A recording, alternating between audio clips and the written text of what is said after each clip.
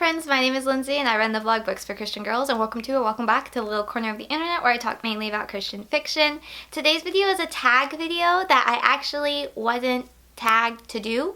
So if you have tagged me to do other tags and I've commented and I've seen them, like, they are on my list. They are coming. I will do them, I promise, at some point. But you also kind of have to go where the inspiration and the mood strikes.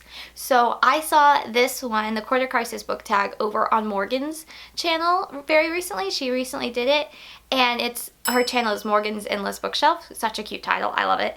And I was totally reminded of this one and the fact that I don't think I've ever done this tag. So I'm going to do it, I believe, for the first time. Most of these questions were pretty, like, they didn't ring any bells, and typically tag questions ring bells. So I'm excited. I'm very excited. So let's just go ahead and get started with these questions. Hello my friends, this is Editing Lindsey. Just want to point out real quick that I had the title wrong of this tag. The whole point of this video, I had the title wrong.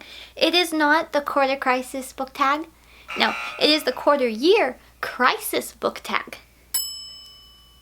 I think my way makes sense as well, but that's fine. That's fine. So yeah, just wanted to pop in and let y'all know, yes, I messed up the title. But the title of this video is correct because I now know what the correct title is. So yes, okay, enjoy the video.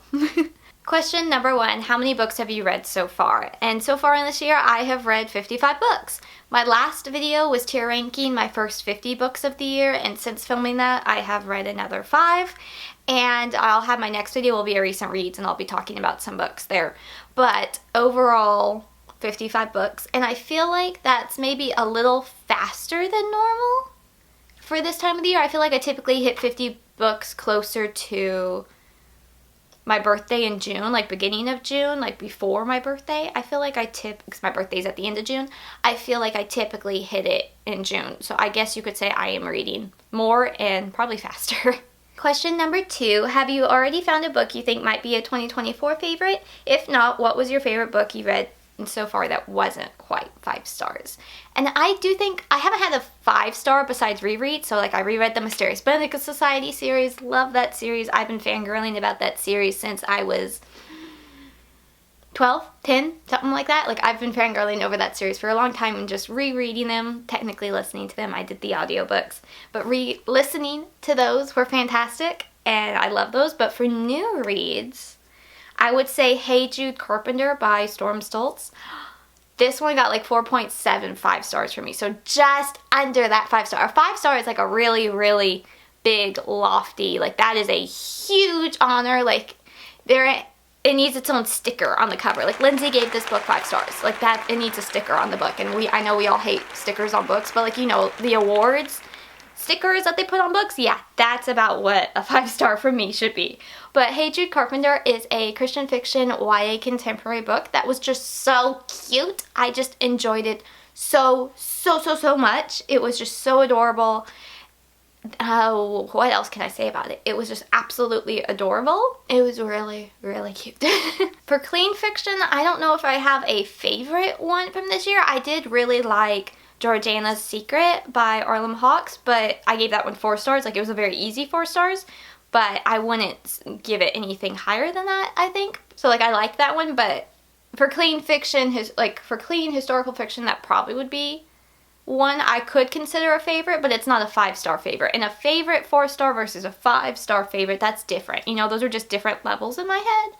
So yes, so far you could say I've had one, and that would be Hey Jude, Carpenter. Question number 3, any 1-star books are least favorite book of the year? Hi, I'm Lindsey and I'm honest. So yes, I've had 3 1-star books for Christian fiction. And I've had quite a few for the clean fiction rom-com side that I didn't rate because content, typically the romance content, was more than I care to read about. But for Christian fiction, yes, I have. Yes, unfortunately. It's not... I've had my first 1-star of the year, because I actually do keep track of that. I track when my first 5-star of the year is, and then my first 1-star of the year. And I've had them as early as January before. So yes, I have definitely had 1-stars. My most recent 1-star was If the Boot Fits by Witemeyer, which I know that's an unpopular opinion. I liked it, and then more things started adding to the plot, and then certain things were revealed at the end that just weighed on my heart and just made me feel so heavy and sad that I kept lowering the rating the more I kept thinking about it. So that one did get a 1 star. That was incredibly disappointing.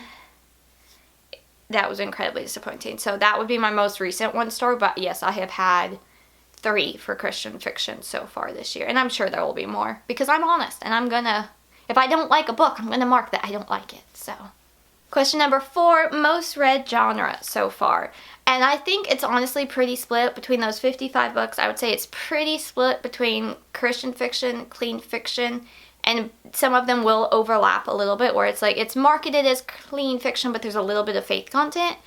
Or it's marketed as Christian fiction and there's a little bit of faith content. It could lean more to the clean side. So I would say it's probably pretty split overall. Probably Christian fiction though. I did not count and like, you know, compare. I did not do that. Same with like the subgenres. Subgenre though, I would say it probably is historical fiction. I do feel like I've been reading a lot of historical fiction, particularly like Christian fiction, historical romance, but I typically read a lot of that anyway throughout the year. So I don't think that's any more than normal, but probably Christian fiction, historical romance would be like the subgenre I've read the most of. Question number 5, a book that surprised you. And I picked 3 because they surprised me for different reasons.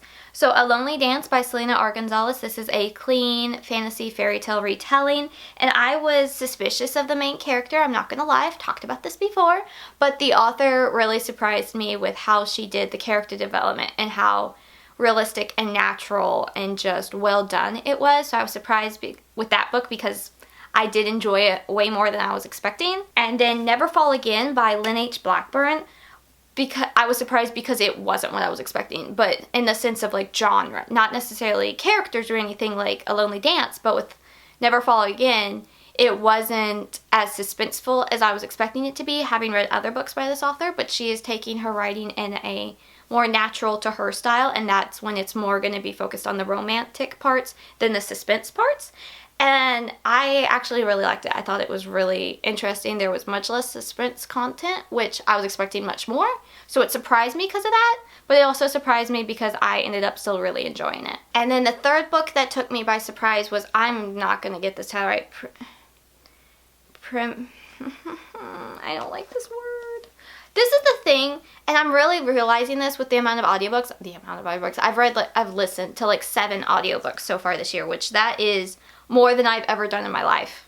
Ever. Like, I think overall audiobooks I have listened to in completion, like entirety, I would say the 7 that I've never, like in the rest of my life, prior to this year, I don't think I've ever listened to that many audiobooks over the prior 23 and a half years as the 7 I've read now. Did that make any sense? Do you know what I mean? Hopefully you know what I mean. I struggle with this word. I'm going to put the cover up. But this book, this is one of those ones where it's like, oh, I really don't know the English language. I don't know the English language. I feel like I do. I should, because that is, in fact, my mother tongue. But there's certain ones, especially with listening to all these audiobooks, because I've done the first 2 books in this series, and then The Mysterious Men Society 4, The Secret Garden. I think that's all the ones I've done. But like, I've done 7 books, and there's been so many ones, I'm just like, oh, that's how you pronounce that word. Because I read. I don't know how to say it. I just read it, and then I try to say it, and people laugh over how I say it, because apparently I said it wrong. That's just a reader's problem, you know? So listening to audiobooks have been very eye-opening in that regard. But I think it also is because half of the ones I've read have had a British accent to them. And I do have a British influence in my family with my Nana being British. And when we talk to her, I promise you my mom and I's accent changes. Our Texas twang changes.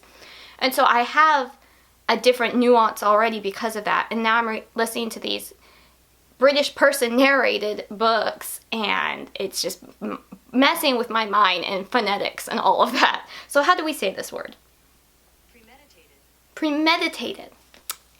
I can't look at that word and say this. Premeditated. Premeditated. Premeditated Myrtle.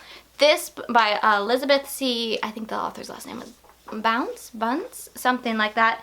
I was pleasantly surprised by how much I got into this book. I listened to it as an audiobook, and then I finished it as a physical book. But the majority of it was as an audiobook. And I was surprised by the ending. I am rarely, ever surprised by an ending in a book, particularly for Christian fiction. Now this is clean, secular, middle grade. But I am rarely surprised with twists and turns at the end of a book. But this one got me. I was not expecting it. I was kind of gasping. I was like, oh my goodness, I can't believe it went that way. It was very interesting. And I don't know if like I didn't foresee these things coming because I was mainly listening to it at first. So I think that might have had something to do with it. But regardless, I did enjoy it quite a bit. So I was surprised by that too. Premeditated. Premeditated. That's going to be like kernel. I see the word kernel and I can't pronounce it. So whenever I play like Clue with friends or anybody, I can't say that word. I'm like, Mr. Mustard. I can't. When I see that word, it messes me up because the phonetics are not right. Do not follow the rules, but you didn't come here for that rant. Question number 6. What's a book that came out in 2024 already that you want to read yet but haven't?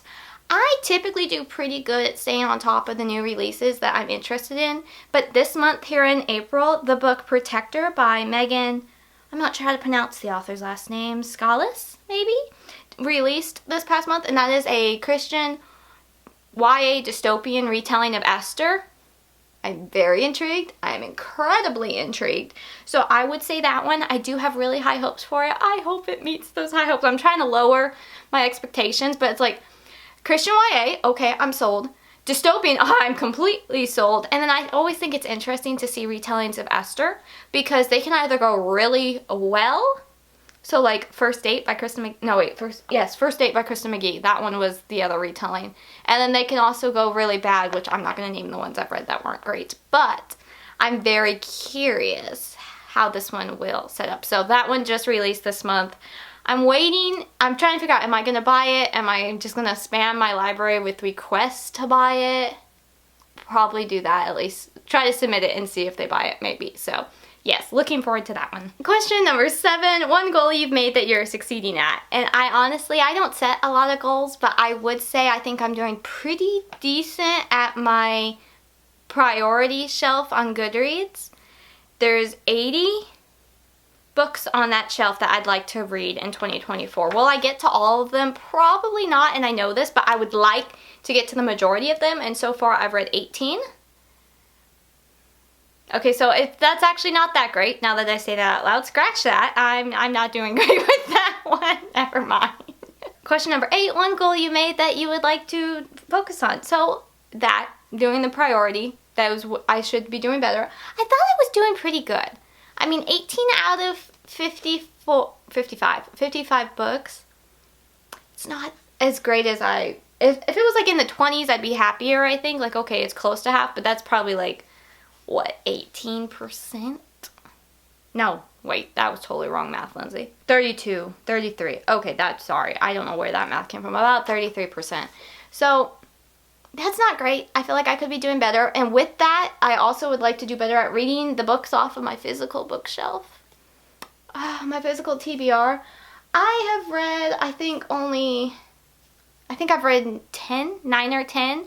And by this time last year, I was at like 15, 16. So I would like to be doing a little bit better with that. And a lot of those are on my priority list. So the whole feeding 2 birds with 1 piece of bread. Have y'all seen that? That's the new version we're supposed to say, which I am for the don't kill the birdies. I like my birds. So anyway, I dropped my notes, but I would like to do better on that. Yeah, I'm pointing this way because they're right here. We have a different camera setup. What do we think of this camera setup? I thought we might do this for tags. I rarely do tags. Like I think I said that at the beginning. I rarely do tags because they don't do well on my channel, but I like filming them and I like watching other people's. So I'm always going to film just like a few here and there, but I like this little setup. I think it's fun.